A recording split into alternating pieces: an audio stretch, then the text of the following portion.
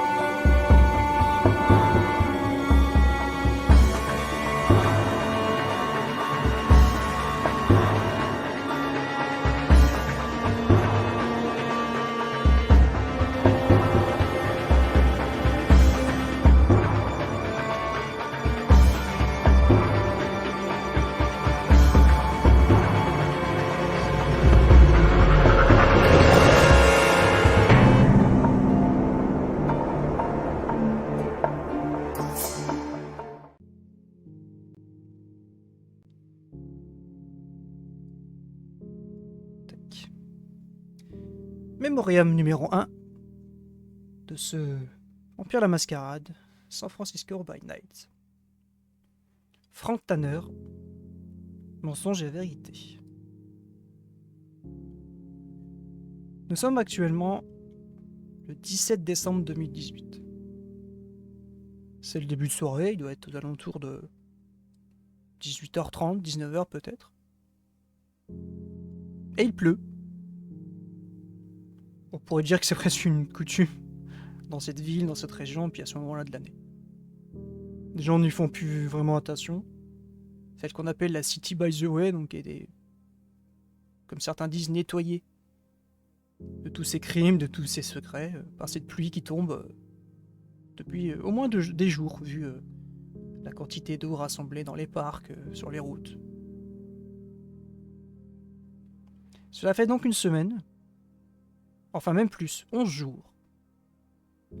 11 jours qui se sont écoulés depuis l'enlèvement des membres de la coterie. C'était devant le Community College de Auckland. Comme vous le savez,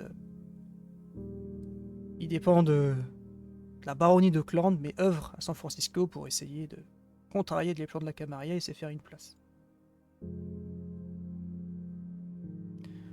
11 jours bien trop longs pour Frank, pour Serena, pour Kyle. 11 jours où ils ont été absents de leur non-vie, mais aussi des restes de leur vie humaine. Il y aura des comptes à rendre, des explications, et tout ça va s'avérer compliqué.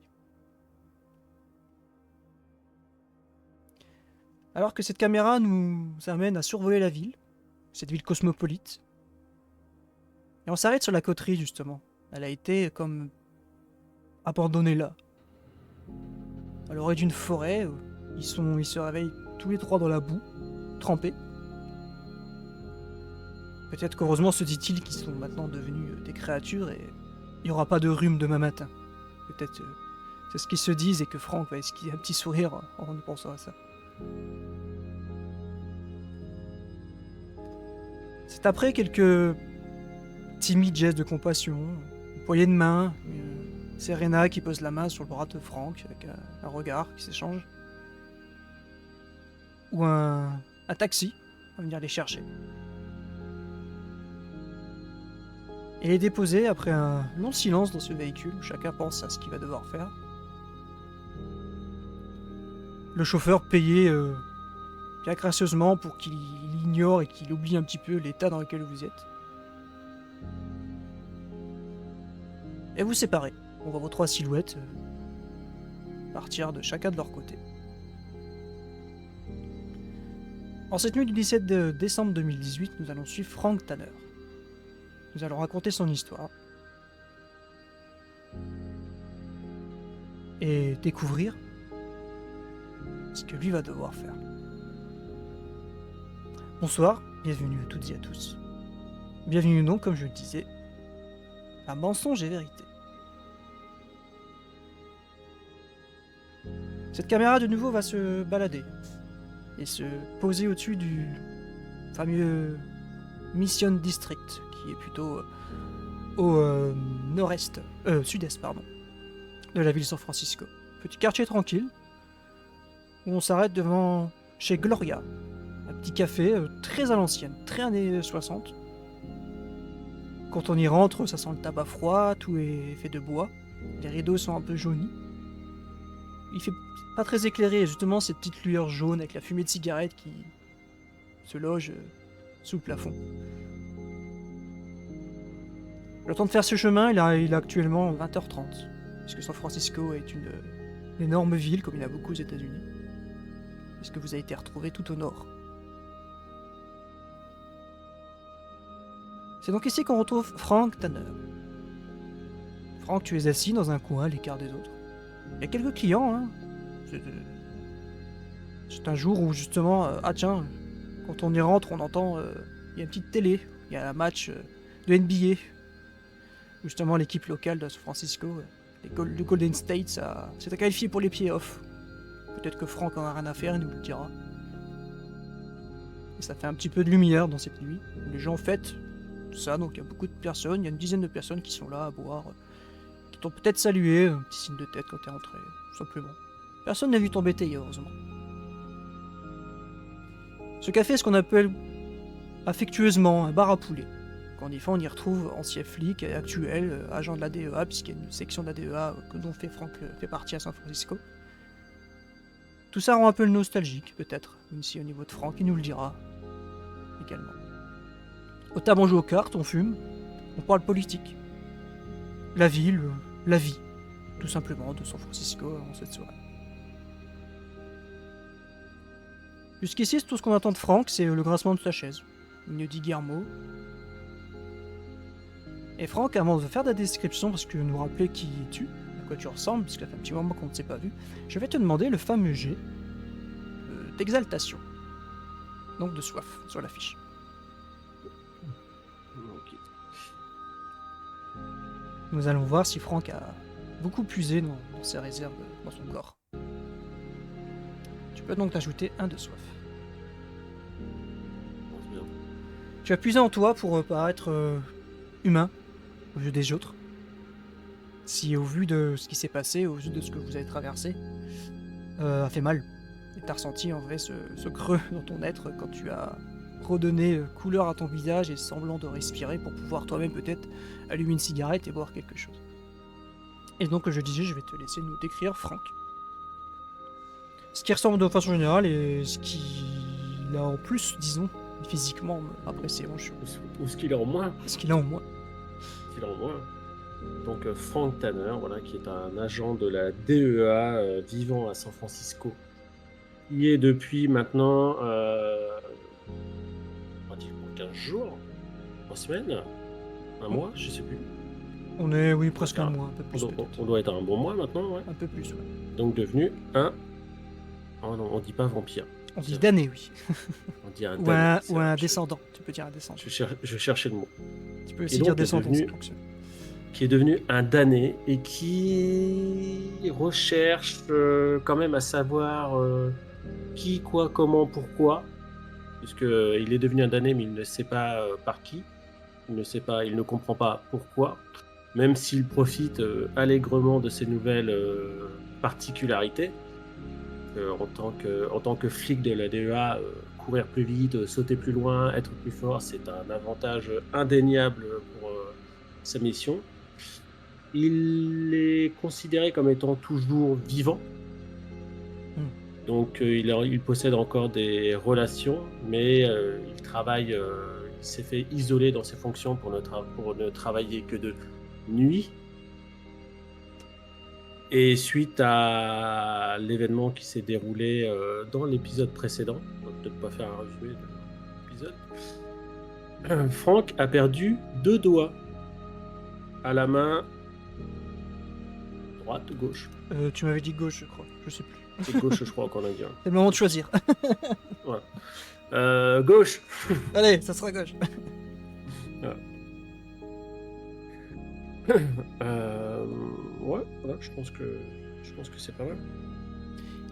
Bien, bah merci. Est-ce que, comme je le disais, je sais pas, est-ce que Franck, lui, a profité d'avoir semblant de fonction humaine, peut-être fumer, boire quelque chose? Est-ce qu'il serait commandé, lui, quelque chose au café? Non, Franck, là, il est sur sa chaise et il a qu'une envie, c'est de rentrer chez lui. Mais chez lui. D'accord.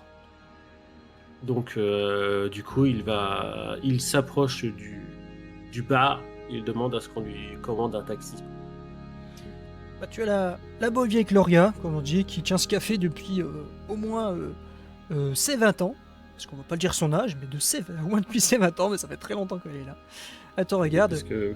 Ah tu es sûr, tu veux rien, mon garçon? Un petit café, au moins, quelque chose, à moins que tu... Non, c'est bon. Je suis pas bien, là. D'accord, oui, pas de soucis. Ouais. Puis elle repose, elle avait déjà pris la carafe, elle l'armée.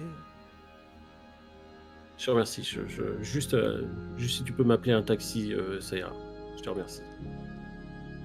Un taxi? Oui, Et tu vois, il y a 3-4 personnes qui rentrent un peu excitées, justement, par rapport à ce match de basket. Qui sont là, Golden State! T'as les gens qui les regardent, ouais, quelques-uns qui font, ouais, machin, ils se mettent... Donc, je m'occupe et j'arrive. S'éloigne un petit peu. Elle va charger des personnes qui viennent d'arriver, elle est à leur table tout de suite où ils se mettent assis. Ils font un peu de bruit, hein, ils commandent des bières évidemment. Ah, mettez plus fort la télé! Bon. Elle augmente le son de la télé. Où il y a...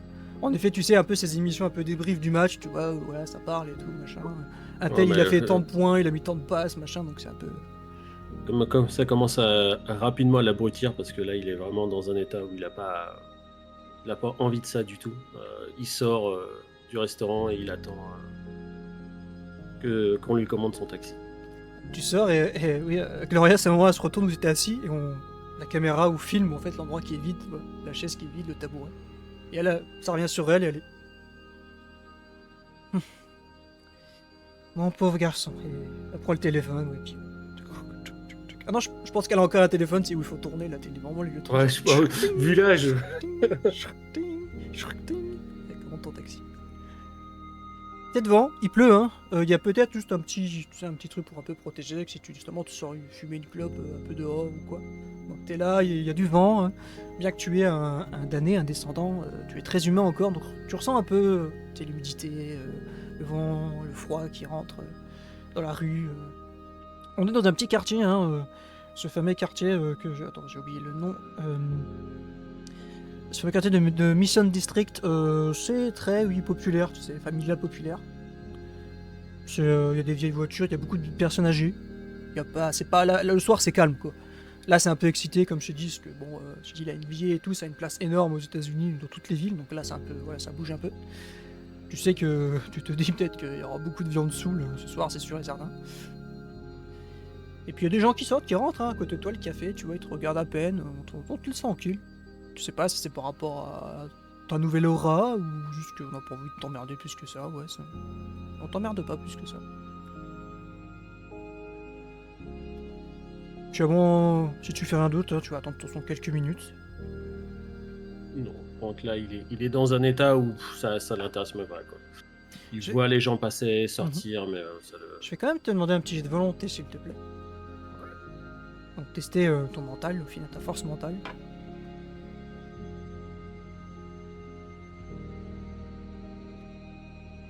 T'es là, t'attends et t'as cette fameuse seule chose qui te reste de ton père, la voiture. Et là tu y penses un peu. Comme t'attends là et que tu te dis, putain je l'aurais, je serais déjà à la maison quoi. Donc ça tourne un peu dans ta tête, tu vois, t'es là dans tes pensées. Tu sais, c'est chiant, tu vois, ce truc de... ça m'énerve, hein, c'est... Ouais. Tu penses que tu vois les voitures qui passent, il y a un stop, quelques mètres. Arrive enfin le taxi, vieux taxi jaune. Et t'as comme une sorte de souvenir qui te voit en plein visage. Dès que tu vois le chauffeur, en fait, tu reconnais le chauffeur qui vous a amené à l'endroit où vous vous êtes fait capturer. Juste avant. Et tu le reconnais tout de suite, hein, ça c'est... Tu sais, c'est dû à tes nouveaux dons. Mais lui, il semble pas capter. Il regarde, tu vois, comme toi t'es plus haut, comme c'est une voiture, lui il regarde comme ça vers le haut.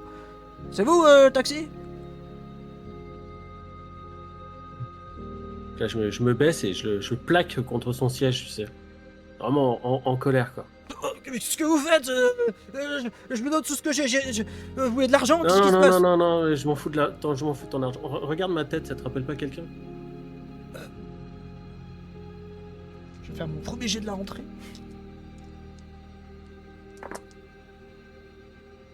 Je vois tellement de monde, monsieur, j'en sais rien, moi. J'en ai J'ai pas de patience, réfléchis.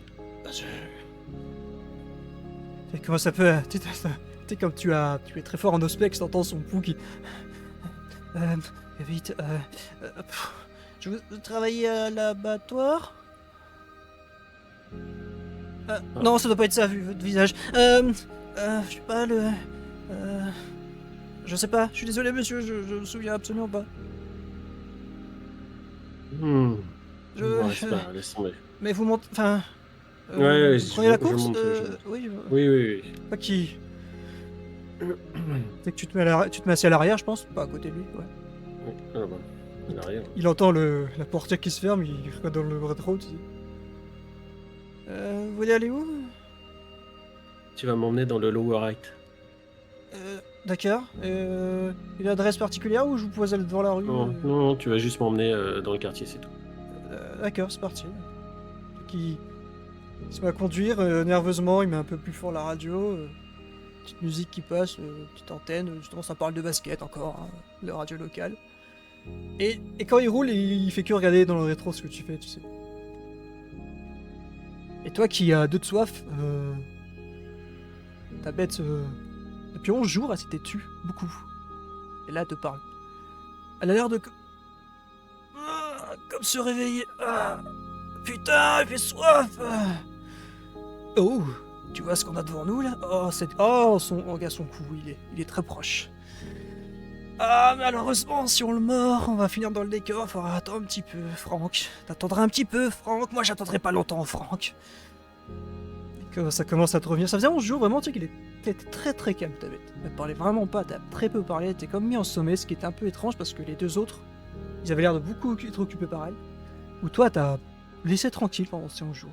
Comme réfugié au fond de toi, un truc comme ça, c'était très bizarre. Et là, d'un coup, le fait qu'elle revienne. Là, t'as Franck qui commence un petit peu à se parler seul. Il dit t'inquiète pas, t'inquiète pas. Le monsieur là, il faut quand même qu'il arrive à se souvenir, et puis on verra s'il se souvient ou pas quand on sera arrivé. Mais tu sens pas, Franck? Tu sens pas comme ça a l'air délicieux, là, il a quelque chose en plus, je le sens, moi. Tu sens rien, Franck? Sois pas pressé, sois pas pressé. Ça va venir, ça va venir. Il a pas l'air de faire trop gaffe que tu parles tout seul à voix haute, tu vois, l'autre, il conduit, mais il jette des petits coups d'œil vers la rétro de hacker parce que tu l'as un petit peu agressé, donc c'est plus ça qu'il regarde, quoi. Mais il a pas l'air de t'écouter. Et Puis là, je lui parle au chauffeur de taxi quand même, je lui dis Vas-y. ça vous revient toujours pas. Je suis désolé, monsieur, je prends beaucoup de monde, je travaille tous les jours, la nuit, Sûr, 3 personnes dont moi, ça vous revient pas? 3 personnes, je crois rarement 3 personnes, mais Il y a quoi, allez, une semaine?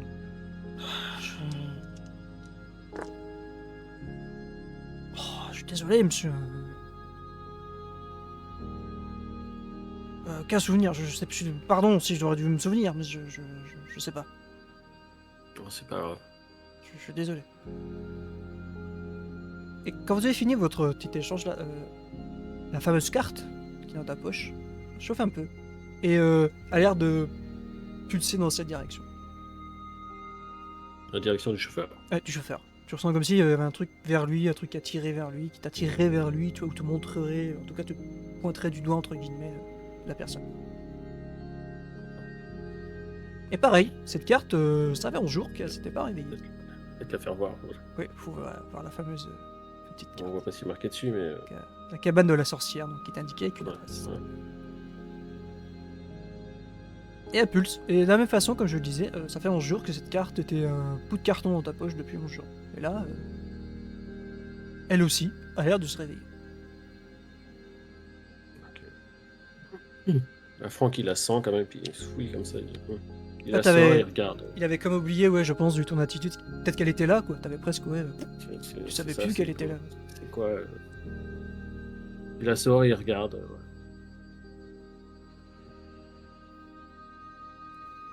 Ouais. Il se dit, quoi, il murmure, quoi. Il murmure, on comprend pas trop ce qu'il dit, mais il est là à se dire, faut que je m'occupe de ça aussi. Mais après. Il va se passer un peu de temps, comme je le disais tout à l'heure, San Francisco est une large cité.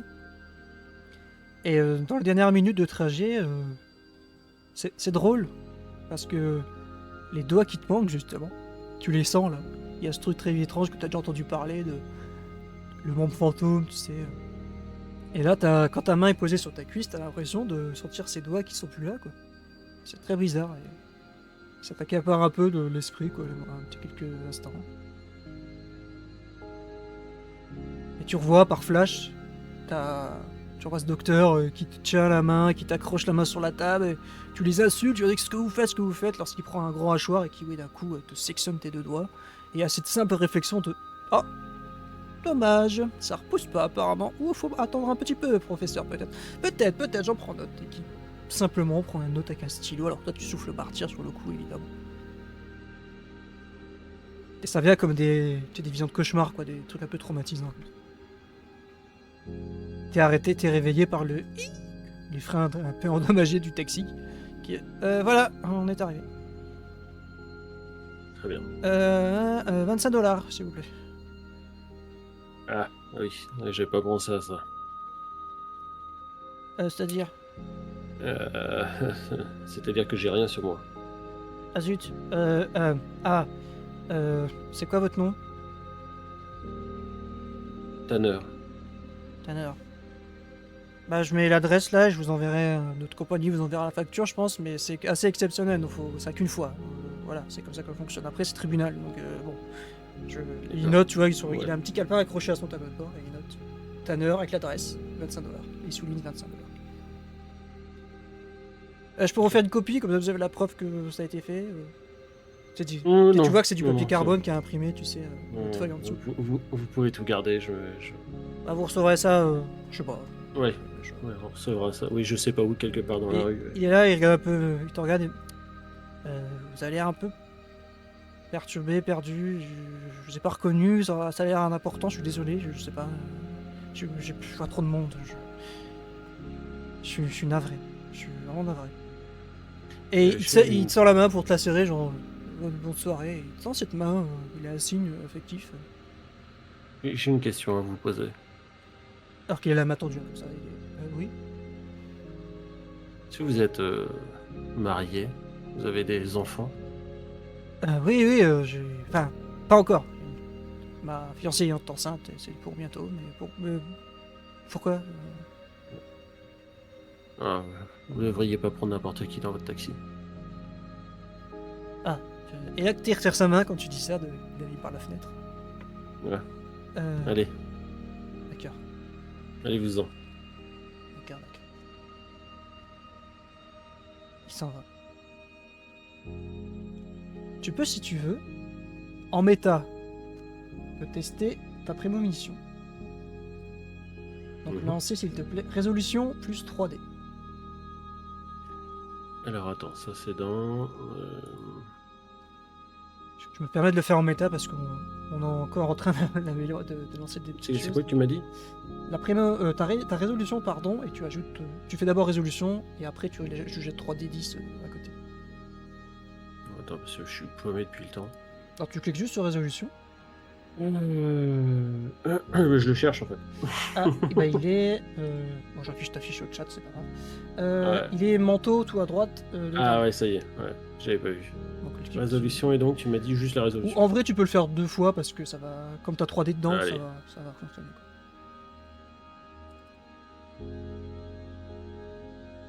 Quoi. Oh, bien. Dès que tu lui dis ces mots, il s'en va. Et t'es pris d'un flash. Genre, t'es dans un rêve. D'un coup, t'es plus là dans la rue, tu vois quelque chose en fait. T'es comme spectateur d'une scène où tu le vois lui. Avec sa fiancée, chez eux. Et l'enfant a l'air d'être né de ce qu'il te disait. T'entends des cris d'enfants, ils sont là tous les deux, le beau couple avec l'enfant et tout. Et quelqu'un toque à une porte, apparemment de leur appartement. Et tu vois la femme avec l'enfant. La porte elle s'ouvre. Mais on devait se voir demain et t'entends. Et un corps qui tombe et elle qui crie.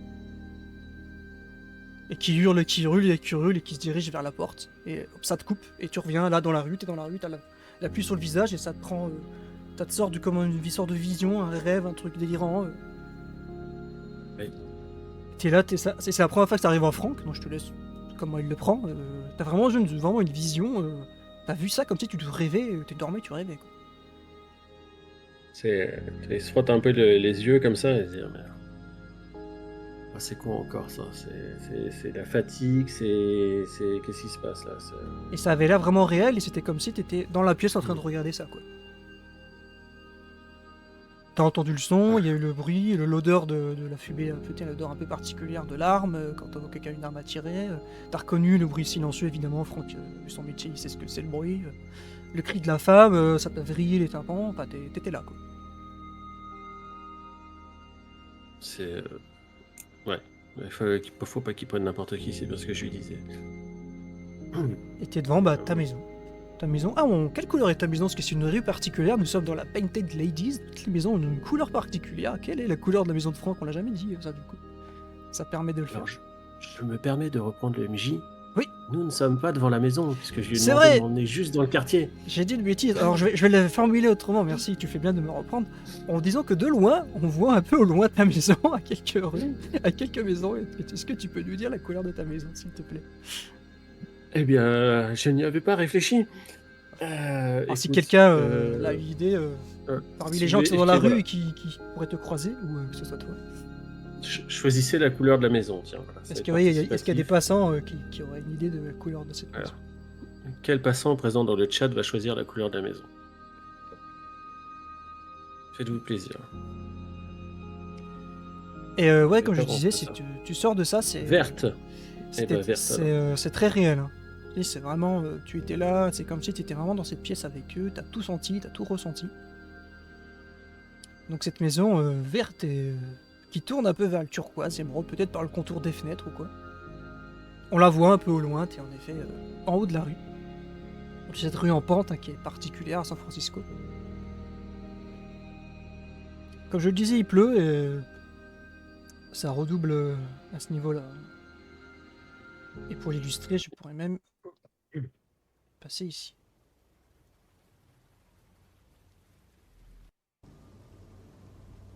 Qui l'illustre un petit peu. Et donc c'est sous cette pluie battante que Franck se dirige vers sa maison. Tu vas, quartier. En marchant, pas spécialement d'un pas pressé, mais d'un pas un peu. Il est perdu, quoi. Il sait même pas pourquoi il y va d'ailleurs. Il va par l'habitude qu'il a prise récemment de juste aller voir ce qui se passe. Il sait pas trop. Il se dit est-ce qu'il faut que j'y aille, est-ce que j'y aille pas, est-ce que je vais sonner, est-ce que je vais pas sonner, est-ce que je sais pas. Voilà. D'accord. C'est un point pour lui et il va voir. Il y va. C'est un vieux réflexe. Au risque de me répéter, comme je disais, quartier calme mais animé par le fait, encore une fois, de cette victoire au basket. Donc il y a quelques gens, des jeunes qui passent avec des maillots et tout. Malgré qu'il pleut, ils ont certainement très éméché parce qu'ils ont juste un maillot de basket sur les épaules. Et ils passent à côté de toi, oh, foutent le bordel, ils font les cons. Il y en a qui tapent dans une canette qui vient de finir, pouf, elle s'éclate plus loin. Et toi, tu restes focus tout droit. Ils t'emmerdent pas plus, pareil. Est-ce que, encore une fois, c'est par rapport à ce que tu dégages maintenant, est-ce qu'il y a un truc qui fait que, mais non, on t'emmerde pas du tout.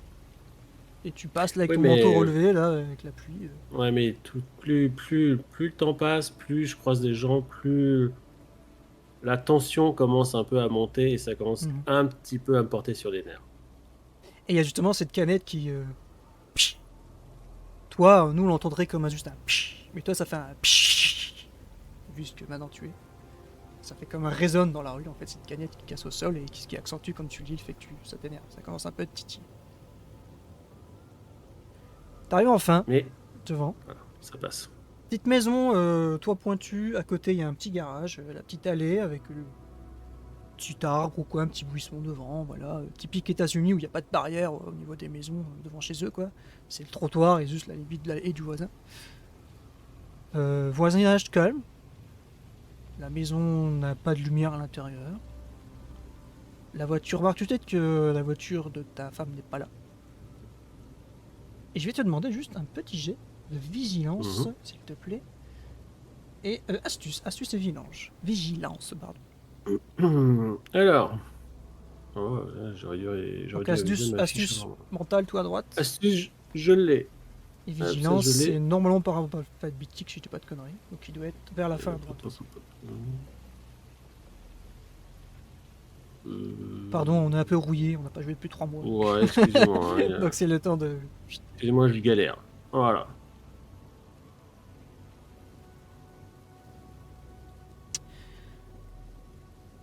La rue est très calme, un peu sombre, mais il y a une ambiance, depuis que tu as croisé ces jeunes, qui est toute changeante, quoi. Justement, là, d'un coup, c'est assez calme.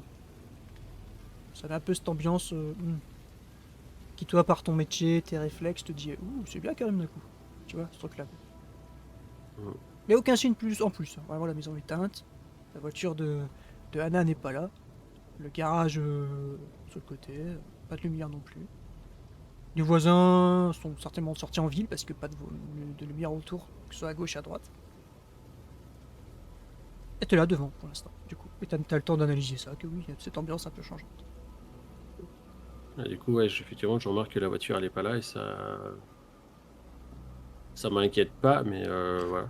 Certainement, tu sais, chez ta mère, chez une amie, ça traîner un peu tard au travail, enfin, il y a beaucoup de possibilités.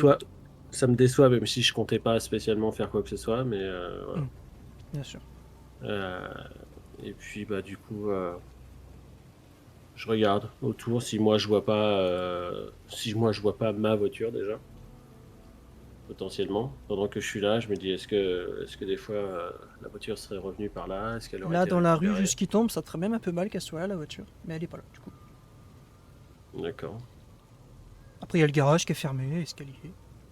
C'est à toi de me dire si tu vas vérifier ou quoi que ce soit du style. Ouais. Je vais essayer de vérifier le garage si je peux l'ouvrir. C'est fermé, mais tu sais, il y a des petits carrés de fenêtres comme ça au-dessus de la porte, tu sais, sur la porte, tout le long. Ouais. Ouais. Où Franck est assez costaud et grand, et donc il peut.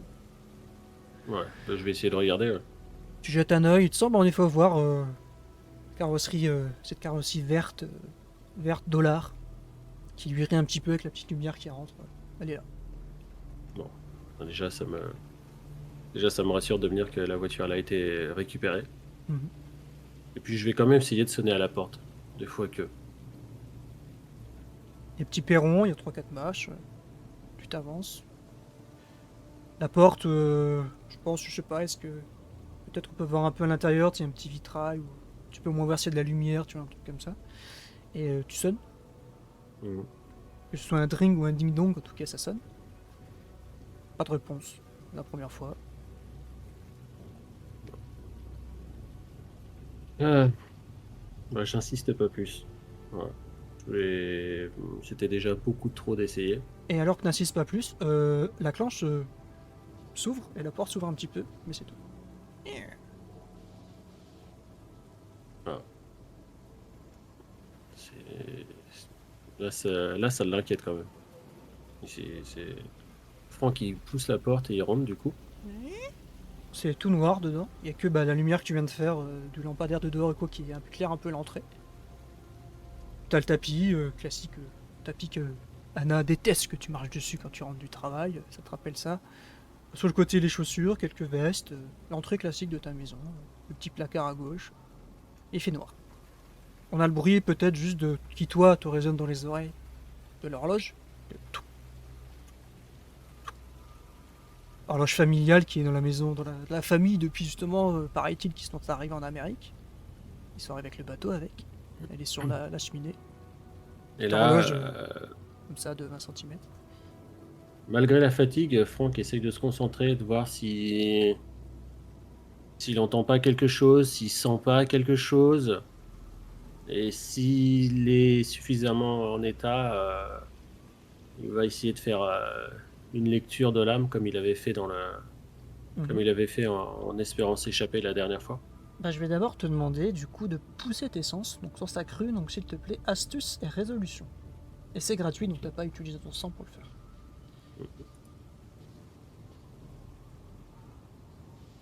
Ouh, bien joué. Ah. Tu sondes l'air. Dis-moi, c'est quoi? Tu sens, t'écoutes, qu'est-ce que. Là, t'as 5 réussites, tu vas vraiment te permettre ce que tu veux en termes de comment t'analyses. Bah, ça va être surtout, voilà, j'ai essayé de sentir une odeur particulière, enfin rechercher une odeur, ou juste entendre peut-être un craquement de parquet ou de, voilà, c'est vraiment essayer de détecter s'il y a une présence, quoi. D'accord. Tu te concentres. Dans. Il y aurait quelqu'un pour te voir, on verrait. Comme tes oreilles un peu frétillées comme ça, même tes yeux, t'es comme si tu tenais un chat comme ça, où tous tes sens sont en éveil. T'as cette posture un peu courbée, où tu fermes les yeux même. Et tu commences à tout entendre très distinctement. L'horloge, par contre, qui te fait un toc, toc, toc dans ta tête là, et t'arrives à le mettre de côté. T'entends même à un moment donné une petite mouche qui passe. Tu captes tout comme ça, et à un coup, ça devient au nez, ça sent le cuir. Mais c'est un peu comme ton manteau, quoi. Du cuir comme ça, du cuir tanné, de vêtements, quoi, sans le cuir. Et t'entends à gauche où il y a le salon.